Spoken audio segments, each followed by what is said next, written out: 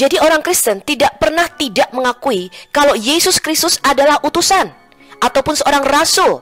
Tetapi Yesus Kristus bukanlah utusan atau rasul dari kalangan manusia. Dikatakan di dalam Ibrani 3 ayat 1, sebab itu hai saudara-saudara yang kudus, yang mendapat bagian dalam panggilan surgawi, pandanglah kepada rasul dan imam besar yang kita akui, yaitu Yesus. Jadi orang Kristen mengakui Yesus adalah utusan. Tetapi utusan yang seperti apa? Di dalam Galatia 4 ayat 4 kita membaca, tetapi setelah genap waktunya, maka Allah mengutus anaknya yang lahir dari seorang perempuan dan takluk kepada hukum Taurat. Jadi jelas Yesus adalah sang firman Allah yang ada di dalam diri Allah, yaitu anak tunggal Allah yang diutus Bapa ke dalam dunia. Dia adalah utusan yang berasal dari dalam dirinya sendiri, yaitu anaknya yang tunggal, Tuhan kita.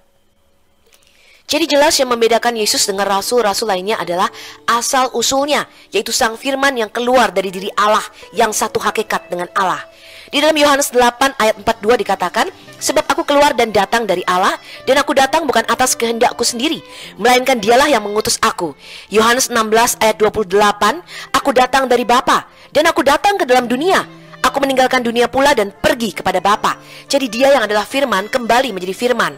Kemudian Yohanes 16 ayat 27, aku datang dari Allah.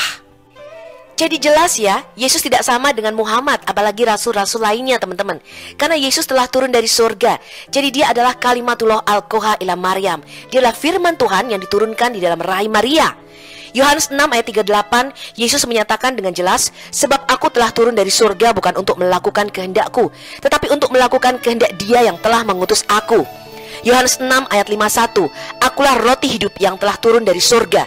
Jikalau seorang makan dari roti ini, ia akan hidup selama-lamanya. Yohanes 3 ayat 13, tidak ada seorang pun yang telah naik ke surga selain daripada Dia yang telah turun dari surga, yaitu Sang Anak Manusia, Mesias. Yohanes 8 ayat 23, lalu Yesus berkata kepada mereka, kamu berasal dari bawah, aku dari atas. Kamu dari dunia ini dan aku bukan dari dunia ini. Jadi jelas ya, Yesus Kristus adalah sang firman yang satu hakikat dengan Bapa yang diutusnya ke dalam dunia.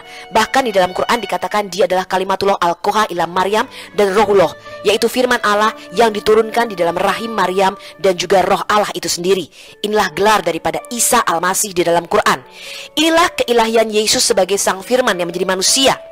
Di dalam Yesaya 48 ayat 16 dengan jelas dikatakan, sang firman itu diutus oleh Bapa dan rohnya. Mendekatlah kepadaku, dengarlah ini. Dari dahulu tidak pernah aku berkata dengan sembunyi, dan pada waktu hal itu terjadi, aku ada di situ. Dan sekarang Tuhan Allah Adonai Yahweh mengutus aku dengan rohnya. Yesus adalah sang firman Allah yang satu hakikat atau satu esensi dengan Bapa itu sendiri. Di dalam Yohanes 10 ayat 30, aku dan Bapa adalah satu. Kemudian Matius 21 ayat 33 sampai 46, perumpamaan penggarap kebun anggur. Yesus menyatakan dengan jelas bahwa kalau dahulu para nabi atau hamba-hamba itu diutusnya, tetapi pada zaman akhir ini sang anak itu sendirilah yang diutusnya masuk ke dalam dunia.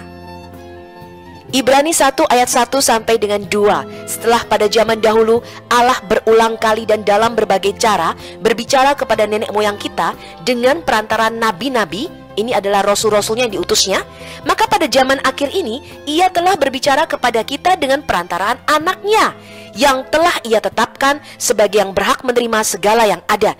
Dan oleh sang anak, oleh sang firman ini, Allah telah menjadikan alam semesta.